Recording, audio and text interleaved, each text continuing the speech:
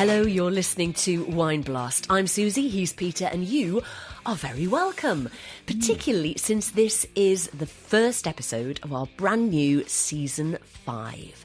And it's a pretty special one. Yeah, we thought we'd ditch the trailer this time round. I mean, we've done 4 of those already, and they pretty much say it all. They've got highlights reels with lots of funny bits. Also, us kind of beseeching, but maybe sort of berating is a better word, you to subscribe, rate, recommend, get in touch, all that sort of stuff. So we don't need to rehash that again. Instead, we are going to cut straight to the chase. A world exclusive with a massive name. Ladies and gentlemen, I give you John Malkovich. Woohoo. Now, we all know John Malkovich. He starred in countless films, including The Killing Fields, Dangerous Liaisons, Con Air, Of Mice and Men, In the Line of Fire, All the President's Men, being John Malkovich, of course, even Johnny English. He's done a lot of theatre too. He recently caused quite a stir in the West End, didn't he, with the show Bitter Wheat by David Mamet. Yeah, and then some. Look it up if you want to get into that whole story. But what you might not know about John Malkovich is that he has many strings to his bow. He's also a director and producer of stage and screen, and not to mention celebrated fashion designer. And now to this list we can add wine producer in the south of France under the Quelles de La Coste brand, making IGP Vaucluse wines. Now, I have to be very honest and say that this fact had slightly passed us by, hadn't it? But then again, this is a relatively recent development, and the wines have only just been started to be exported. Anyway, we were asked to interview John live on stage at the Institute of Masters of Wine Symposium in Wiesbaden in July 2023. And it's fair to say we were terrified. Weren't we? Yeah. I mean, partly because, this is a man who comes with a fearsome reputation for not suffering fools. He's somebody who knows what he likes and is perfectly happy making it clear when he's not happy. And he also plays vicious psychopaths in a very convincing way too on screen. But, also because his wines are pretty unconventional, for which he's got a bit of flack from the wine community. And we were going to be interviewing him live in front of a huge crowd of 500 total wine nerds. So the stage was set, so to speak. Anyway, here's a sneak preview of what went down. My wife suggested that we make wine, I think in the hopes of cutting down on our wine bill. I don't ever even consider in a play, a movie, anything like that, anything I do particularly provocative, even. It's just what I do, which, yes, seems to provoke people.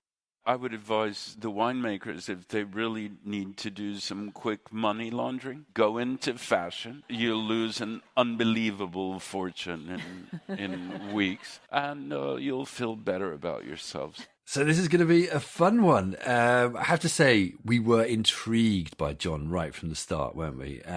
Not just in terms of his career as an actor and director, but almost more for what he's doing with his wines. The way he's intimately involved in the process, and his thinking and ambitions, which are quite unorthodox, and they're fascinating for it. I mean, and that's exactly why we wanted to do this John Malkovich episode. So you guys could get to know him and his wines a bit better, and discover this largely unknown side to him and what he does. But before we get stuck in properly, there was just one dedication we wanted to make to another very special person, wasn't there? Yeah, well said. So we want to dedicate this episode, in fact, this entire season of Wine Blast, to our friend and fellow master of wine, Phil Tuck, who very sadly died in a cycling accident recently. Phil was an inspirational wine person and a great friend. He could be pretty blunt and direct when he wanted to. He was another one not to suffer fools, but he was fiercely loyal, hugely supportive and unceasingly generous. Yeah, I mean, I think we'll always remember Phil, or I'll certainly always remember Phil for his mischievous smile and for the hours he spent putting us through our paces as Master of Wine students. But now, as Phil himself might have said, the show, or the wine show, must go on.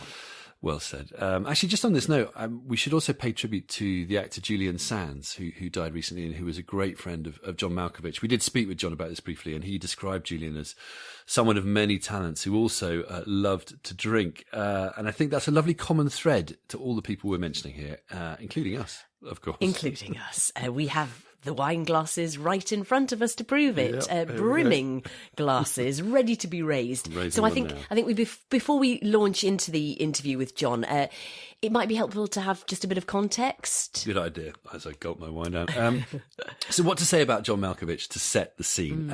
Well, he has Croatian, English, Scottish, French and German heritage. He was born in Benton, Illinois in December 1953. He was never a big drinker or wine lover, but this changed later in his life, and he cites memorable wines including Chapoutier's Hermitage, Super Tuscans, Oregon Pinot Noir, even Californian Sangiovese. Would you believe it? He says he, and I quote, drank his way handsomely around Australia. Good on one place trip. to drink your way around. Exactly. And he was intrigued by the French Huguenot winemaking legacy in South Africa too. Now, his family is also a pretty much a foodie family. They enjoy their food. John's apparently nifty at knocking up pasta and tagine. His wife, Nicoletta, or Nicole Perrin, an Italian-born film director and Chinese scholar, is a dab hand at Chinese food. And his daughter, Amandine, trained at the Portland Culinary Institute and then cooked, get this, at Arzac, the 3 Michelin star restaurant in Spain. That's high level stuff, isn't it? In the early 1990s, John and Nicole bought a property in Provence between Avignon and Marseille in the south of France as a place to raise the kids, really. So this is rich countryside in all senses of the word. It's Peter Mail, a year in Provence country. And the nearby tiny village of La Coste has the ruins of a castle that once belonged to the famous French libertine, the Marquis de Sade. And then they decided, didn't they, to make wine, but not in the way you might expect. In this part of the world, the classic local grape varieties are Grenache, Syrah, Mourvèdre, often used to make pale Provençal rosé. But Malkovich planted Cabernet Sauvignon, more closely obviously associated with Bordeaux. And even, whisper it, the delicate Burgundian classic Pinot Noir. So how is that going to work in the brutal heat, the dryness and the Mistral winds of Provence? And then on top of all of that, he even blends them, the Cabernet and Pinot, in his top wine, something many traditionalists would decry as vinous heresy. Wouldn't they? Yeah. You can see the people coming with stakes now. He's also planting other unconventional things like Carmenere and Sangiovese. So for all these reasons, plus the fact he's a celebrity, let's be honest, this was not an uncontroversial wine project, I think it's fair to say, which made it all the more surprising and kind of admirable when he gamely came along to chat with us in front of a vast hall stuffed with masters of wine. I know, he was really, really up for it. Amazing. Yes. Anyway, we obviously wanted to put these difficult questions to him. That was going to be the interesting bit. He'd just flown in from Bucharest, where he'd been filming. He was with his wife, Nicole, and also Ralph Herger, who manages the estate and exports.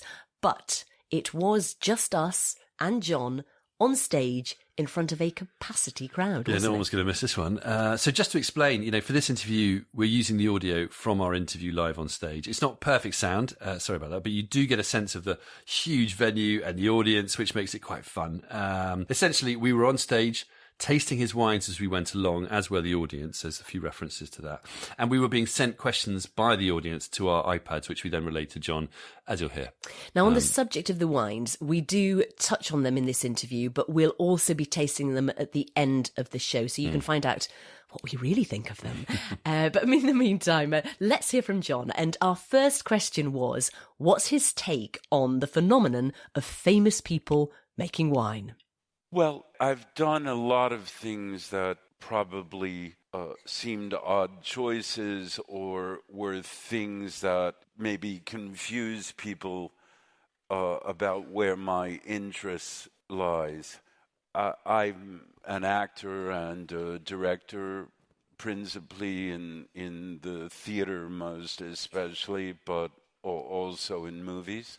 But I'm also, for instance, as far as fashion goes, was a long fabric collector, and I've costumed. I've always been interested in fashion.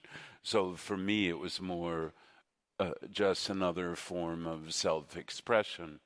And the same with wine, I think. When we bought our property in the Luberon in 1993, and we had farmers who we had inherited who worked the land. And when they retired, we really questioned what to do with the land.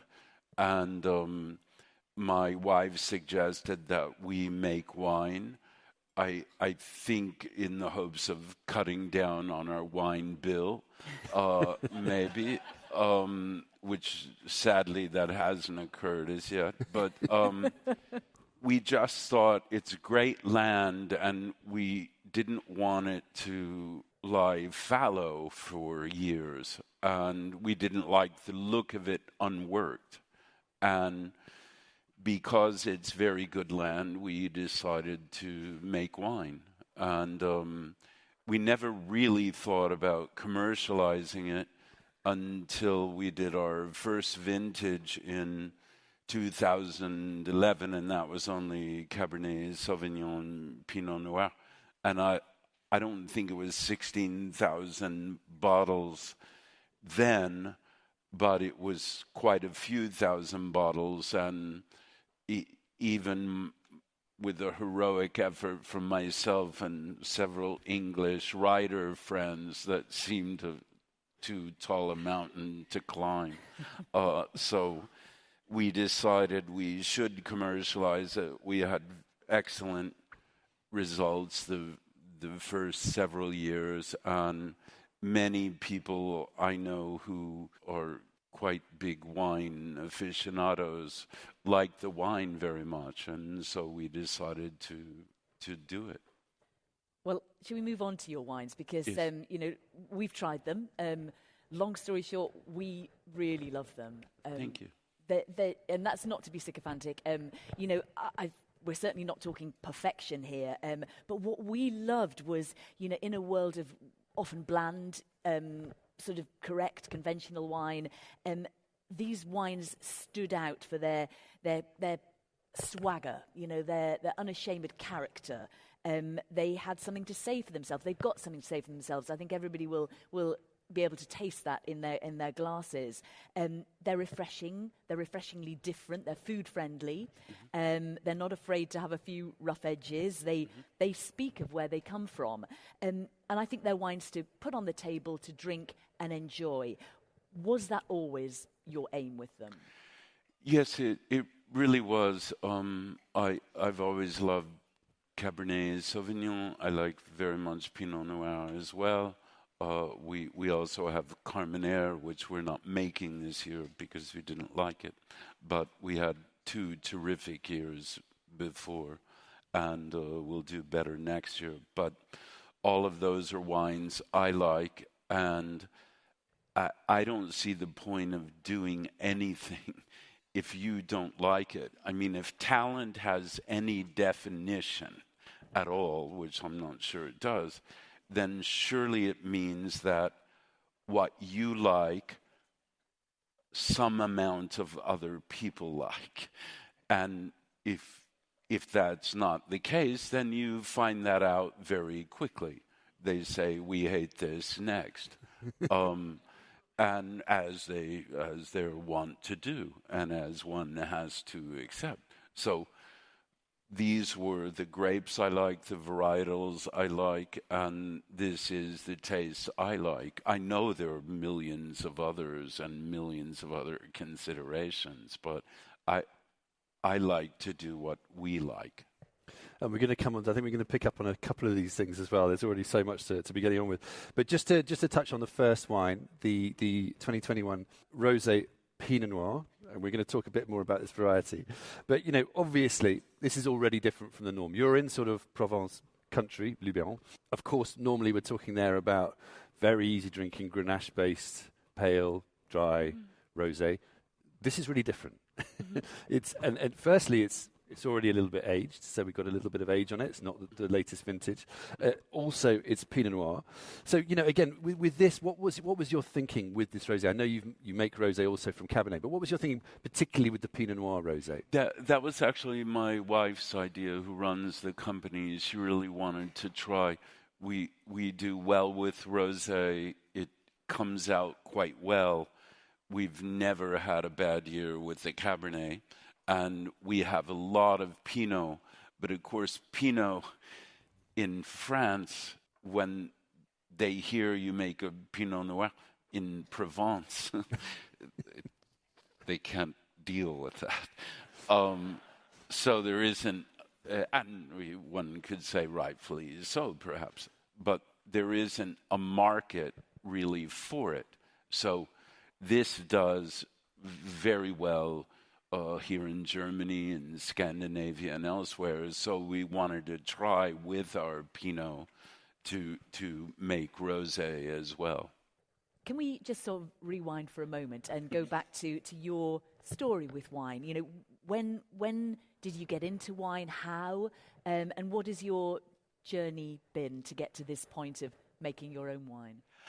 I didn't come from a family who, when I grew up, who drank. I never drank at all.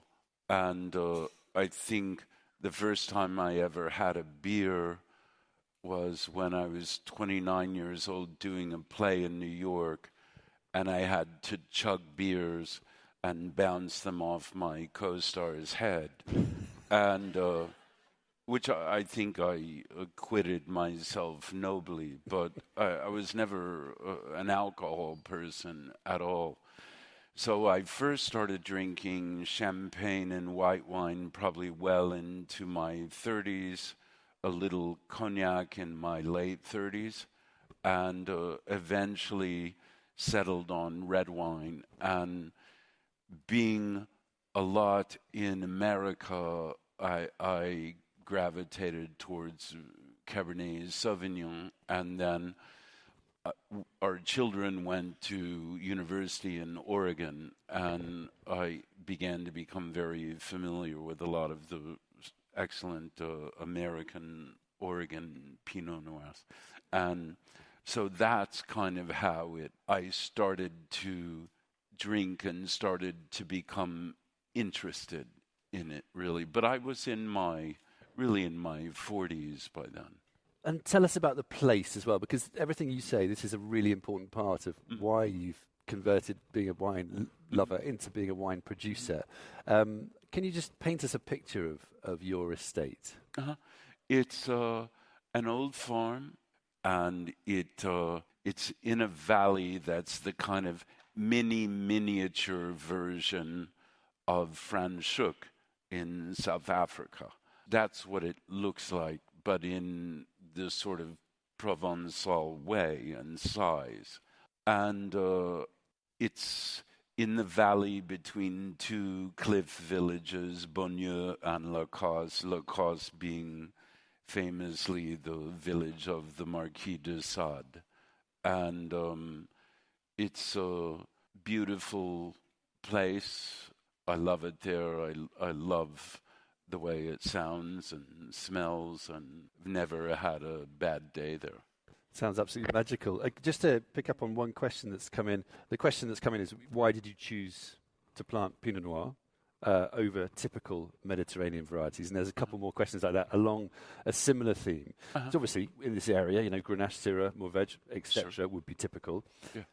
Let's go straight in there. Why on earth plant Pinot Noir? And Cabernet. We'll start with Pinot. Okay. Come on to Cabernet. I was directing a play in Paris, and the translator of the play was an English writer called Michael Sadler.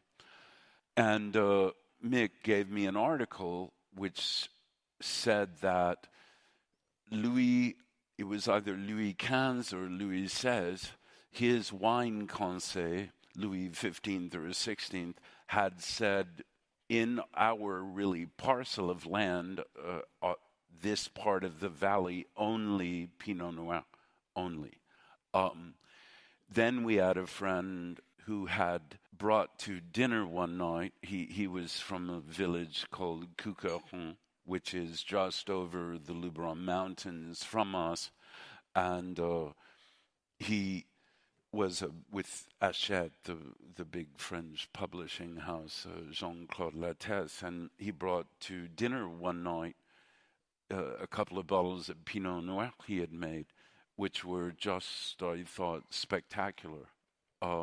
And not at all like a Burgundy, really nothing to do with, or as we say in New Orleans, Burgundy. So there's that as well. But they were really excellent. And Jean-Claude said, now, no matter what you do, don't get an idea to make wine. You'll lose a fortune and you'll break your heart. So never do that. And that kind of, I said to me, okay, well, that's something I should do, probably, because I'm very good at that. And those were both two things. Plus, I like Pinot Noir, but I wanted a more Oregon style. So those are the two things that inform the decision. And the fact that our land, I mean, we found this out actually later, but we knew at the time that we couldn't plant an olive tree, but where our Pinot ends, there's a small 2-lane road, and directly on from that, across a drainage culvert maybe this wide, they can have olive trees, they can have pomegranates, they can have, etc., which we can. It's too cold. And so a very bizarre little microclimate, which I learned later was called Little Siberia. And that's just on our land. And somehow the Pinot took to it very well. And it's tasting delicious. I don't know if anyone's moved on from the rosé onto the Pinot already, but really interesting comparisons of the two Pinots there. I love them both, but I do love the red Pinot. And then Cabernet? Cabernet was just something about La Coste and where it is actually reminded me somehow of California, but say California 60 years ago or 70 years ago. Not that Provence is behind in that way. I don't mean to insinuate that in any way. But it's, let's say, less spoiled. They have incredibly strict regulations about what you can build and not build. And I just thought that Cabernet would do very well there. And as I say, it came out of the ground really like it had been exposed to a nuclear flash. So just to dwell briefly on the Pinot Noir, it's definitely a very bold, very muscular style of Pinot. It's pretty full on. Sometimes, John, you talk about wines having a sort of boom factor, which I absolutely love that expression. Mm-hmm. I think we should work that into the MW qualification somehow. That should get double ticks on the exam paper. Obviously very different from what might be termed as your classic lighter style of French course. Pinot. Yeah. Can you talk about your personal preferences, just in that Pinot?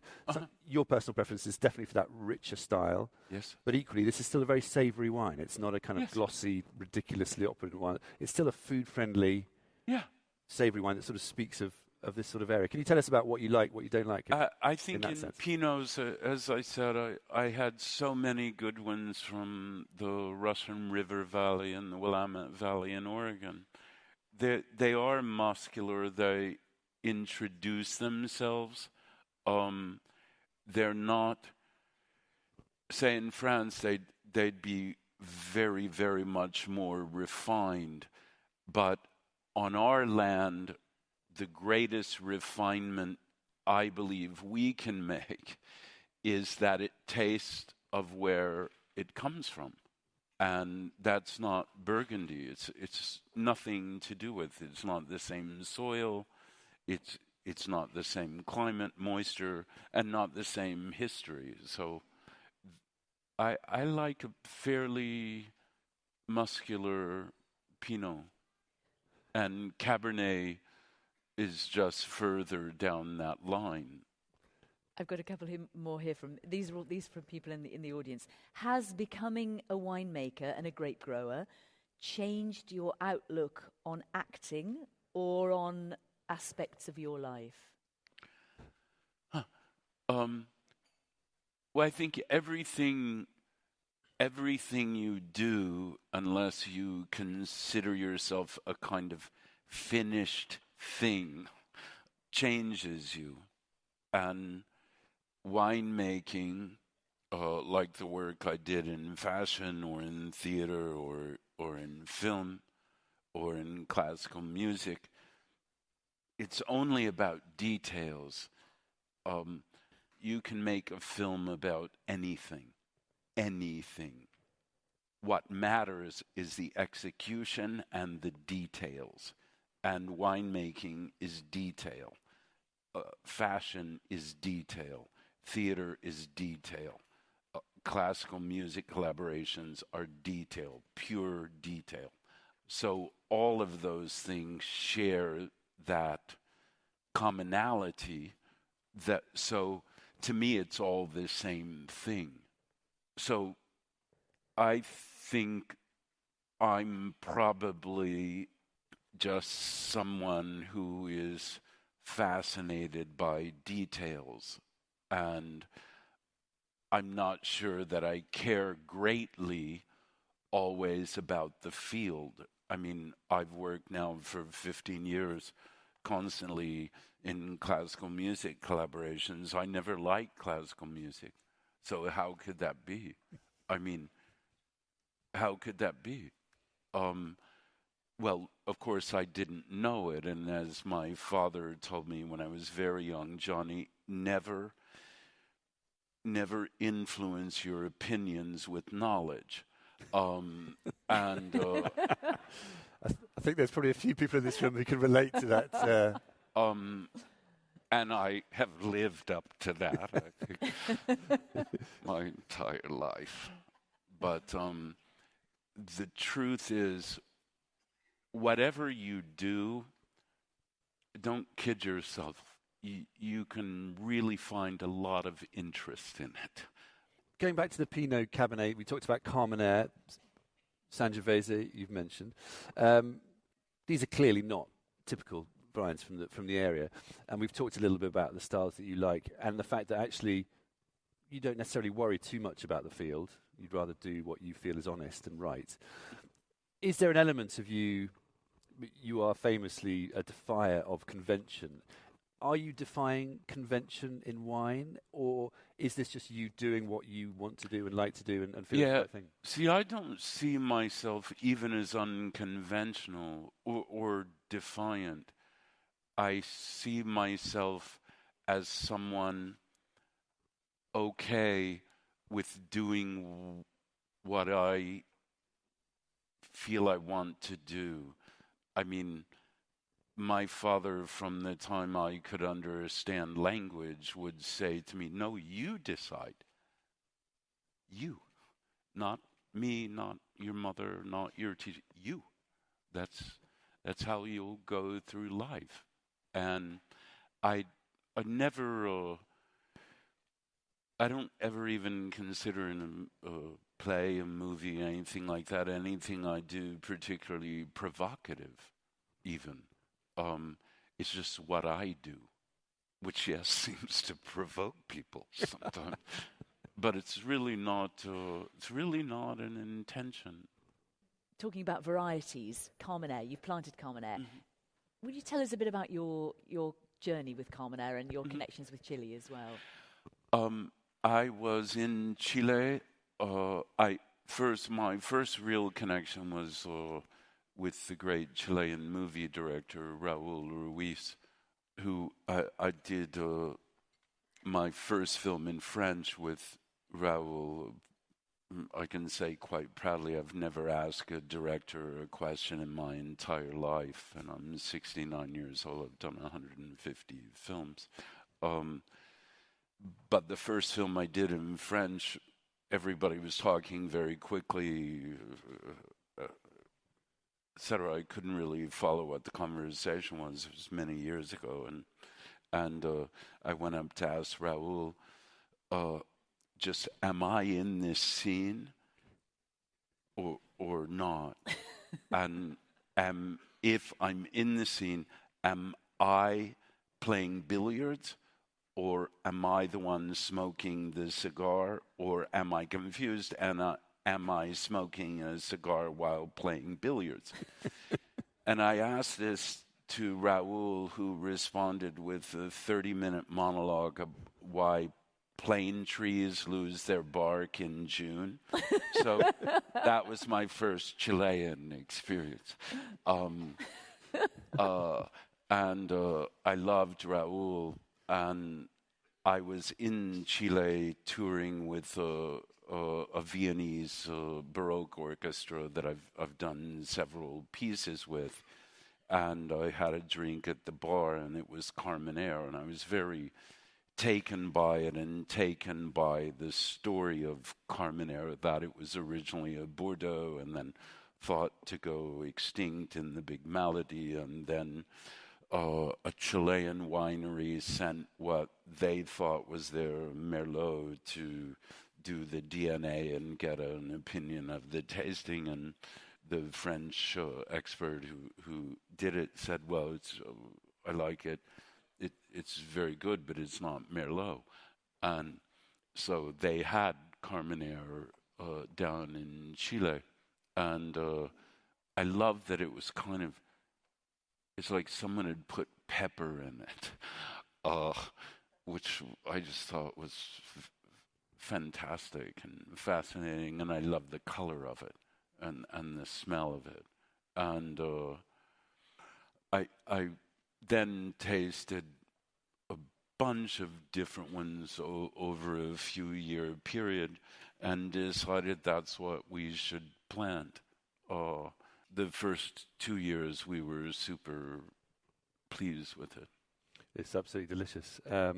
Just coming on to the last wine, just so we're touching on the wines again, les Quatorze Quelles. Now, this is a blend of Cabernet and Pinot, and we've had a question in from the audience about this as well.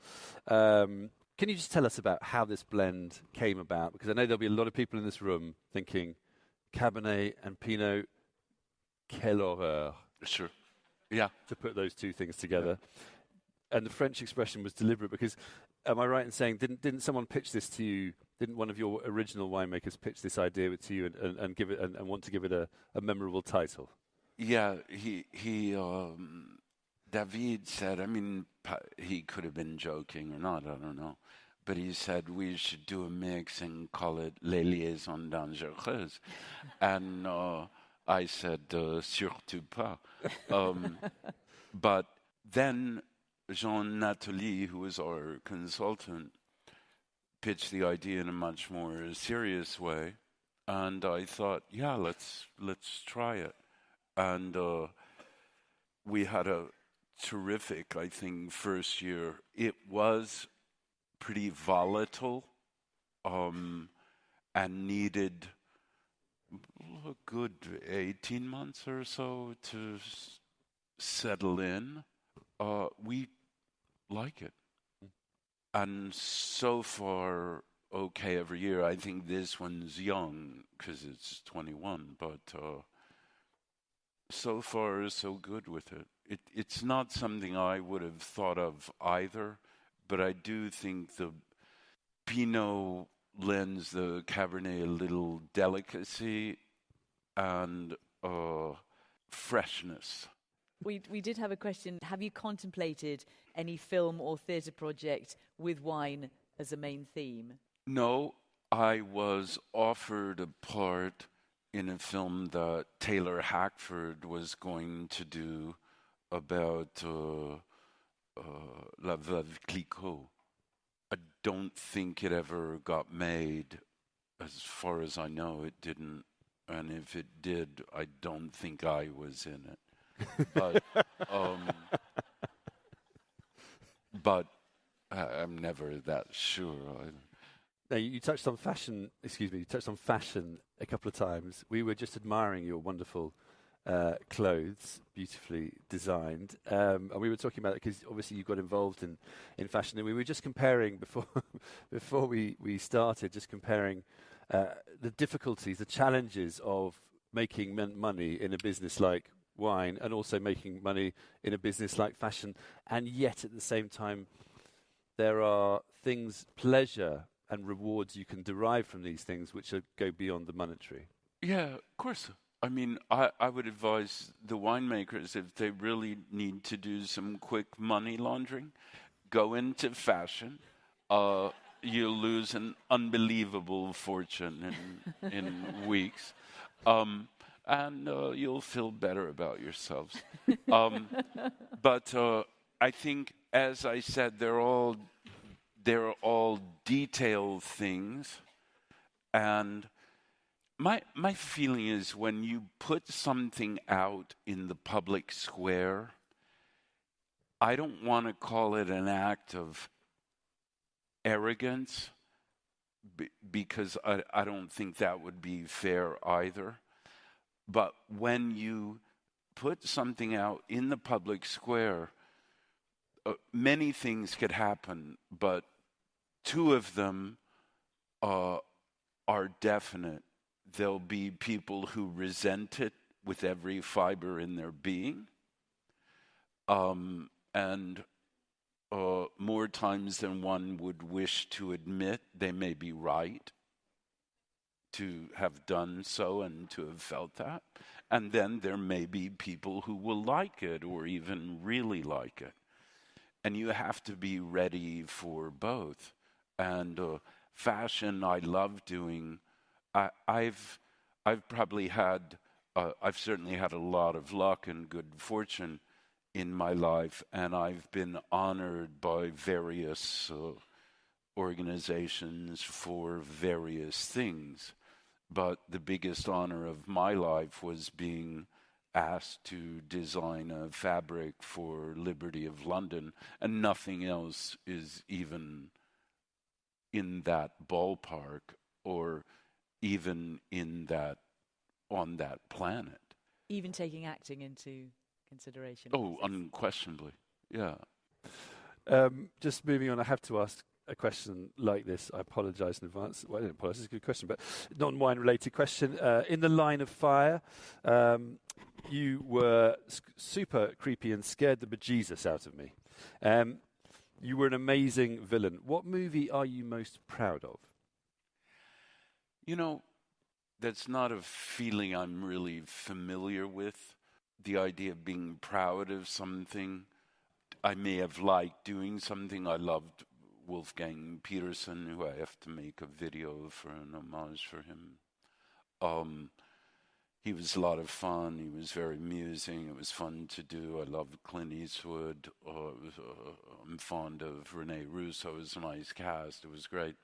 But I don't really think of being proud of something. I think of how it could be better. And I think any creative process is shrouded in mystery and sometimes misery, but mystery, and is constantly a challenge and constantly requires refinement and oxygen and change in some ways. So I can't really ever be proud of things like that.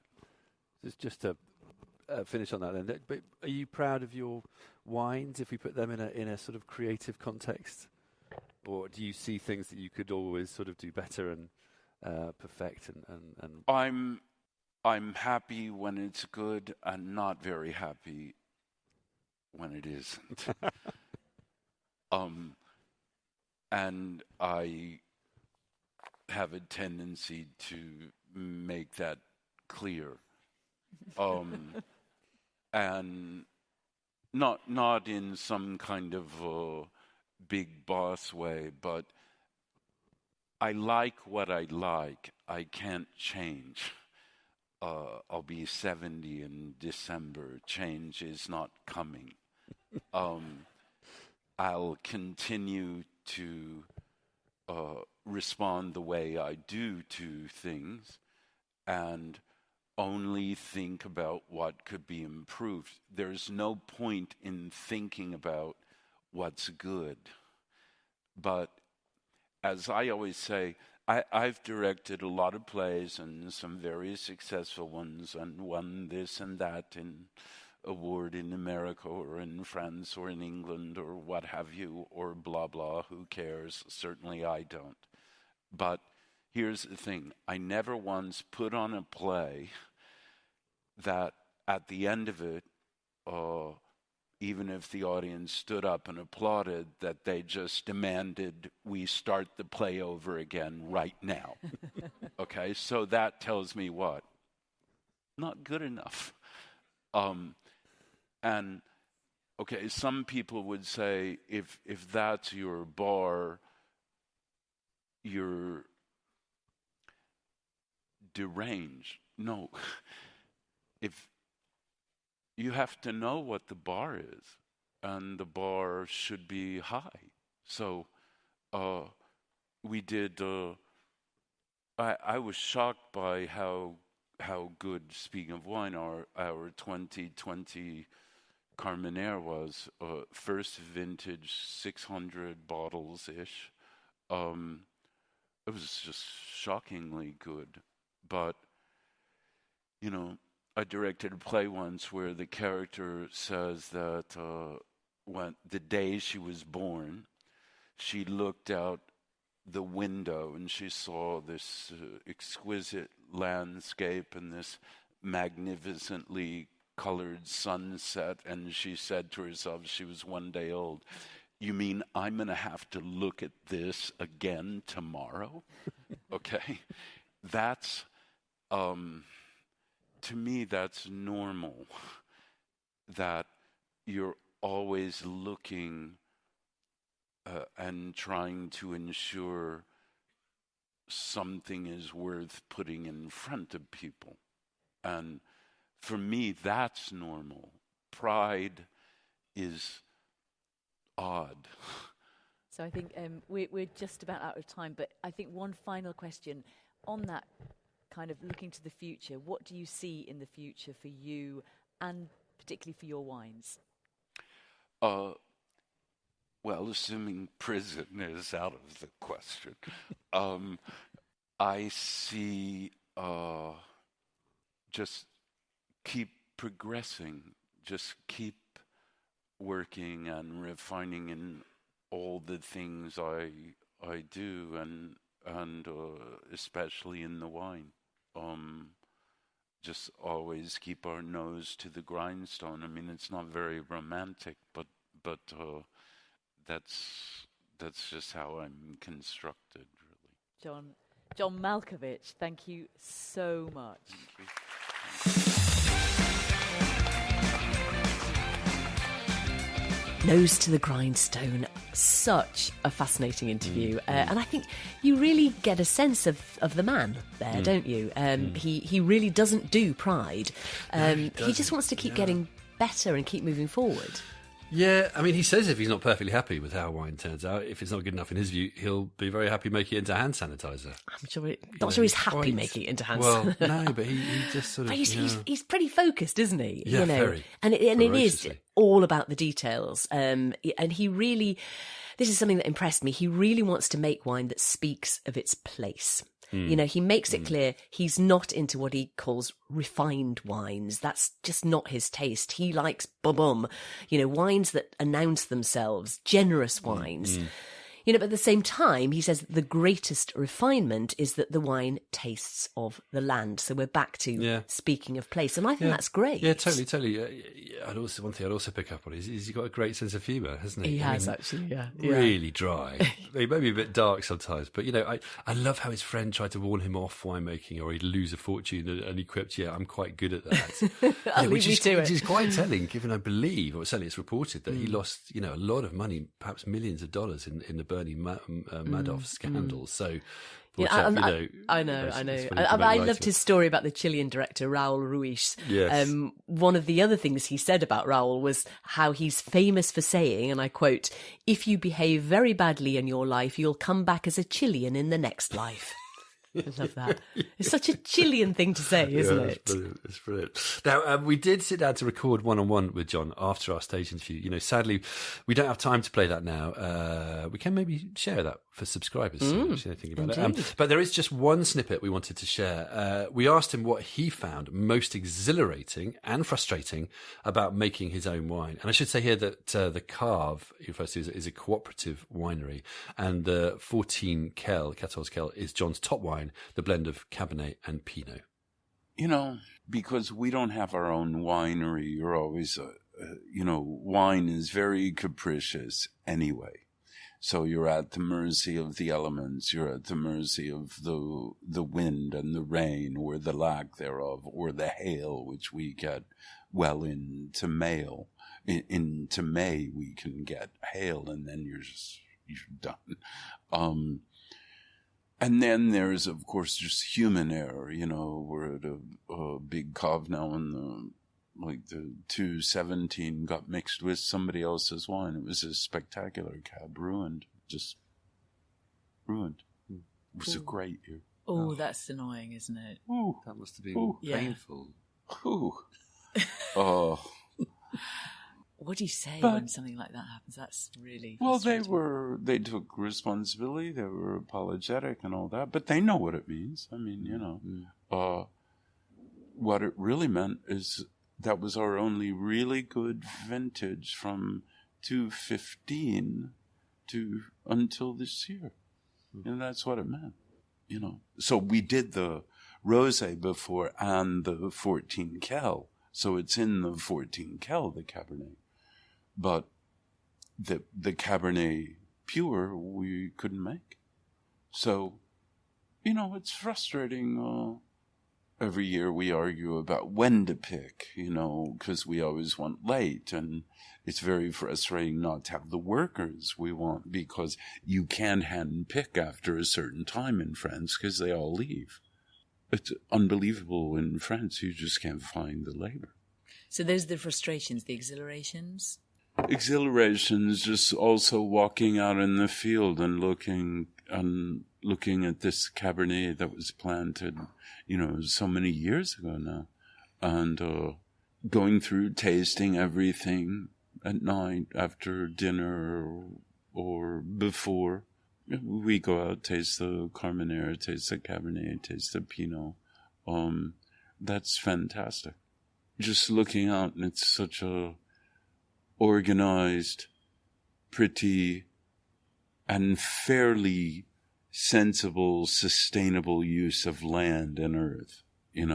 It's survived a lot, and it still is fertile and still produces and does its thing. And that's to me, that's really a miracle, I think.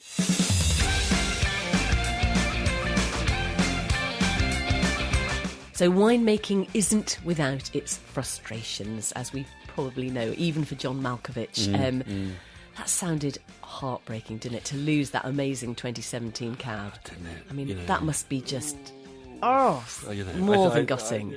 I think he wants to build his own winery. I think that's I'm not surprised after that. But it doesn't sound like it's easy, to get planning permission. Anyway, and it's very expensive, But I'm sure the project will be evolving over time, including the winemaking team, and the estate's just gone organic too. I mean, these things are always processes, aren't they? You take time to get there in the end. But anyway, as he says, his philosophy isn't the most romantic. Just keep the nose to the grindstone, keep moving on. And I think that's what we can expect from him. On which note, we should keep moving on too. And just say a few very quick words about John's wines we've got here before we finish. Absolutely. So we've got 4 wines here.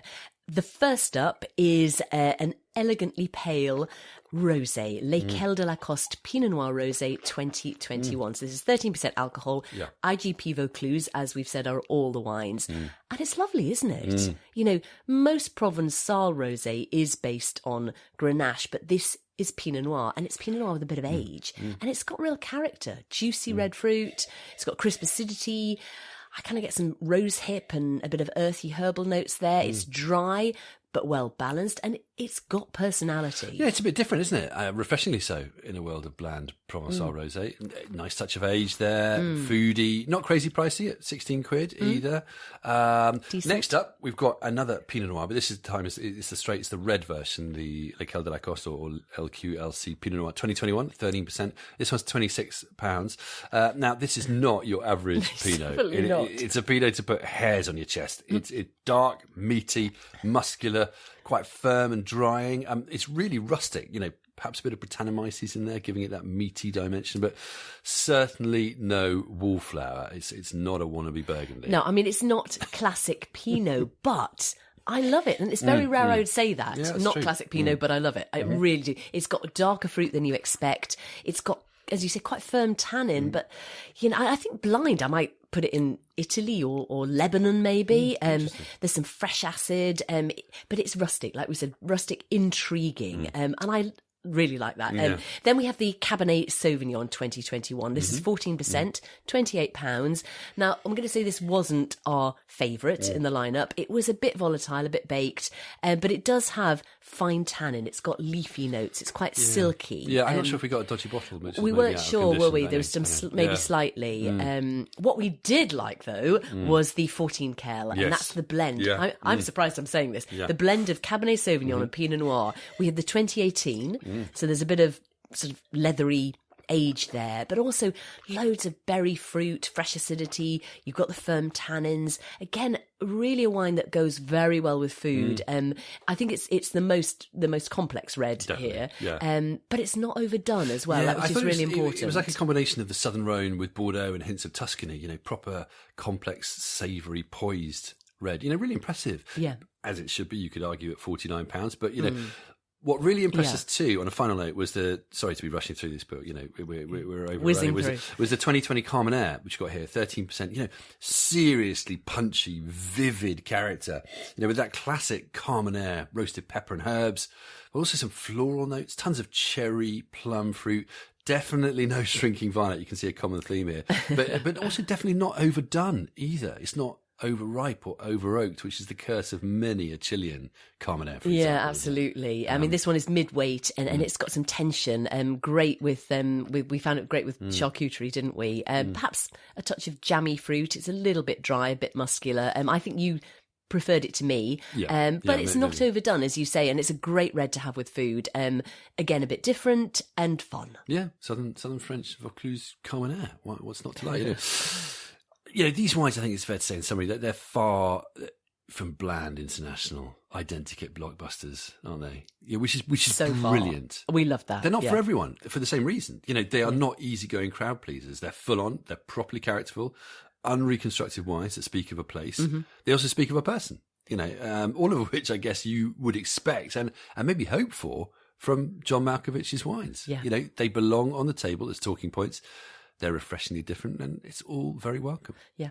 And with the snazzy LQLC logo that John designed himself. Yeah.